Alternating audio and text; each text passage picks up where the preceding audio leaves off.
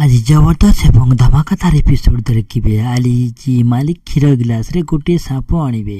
तापरे भवानी देवी आसी कहे सरस्वती तु डरी करुना, तेजस राण देला बोली साहू प्रमित देला बोली तू रही गलु।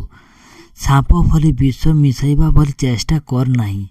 तापरे कंपानी वर्कर मैंने फोन करी वर्कर मैंने फोन करी त्रिनाली को फोन करी कहे आम भरी गरीब लोक पेट मारिचु मैडम, आमको टिके साहाଯ୍ୟ करंतु। बहु सांगे पुआ भी आसीगले। एबे आमर डिमांड पूरा हबो। 2 जन को धरि नियो, बांधी कर 2 जन को मार। आम साथी रे अन्याय करिसंती साहू परिवार रो। तुमे मेसिन आनी आम वर्कर मानक सब खेदी देइछ न। तापरे तुमे भवानी देवी को फोन करी डाकंतु। तापरे तुम 2 जन को छाणीमु, नहले आपण माने एठी बंदा होइतिबे। आपण मानकु निया लगाई देमु।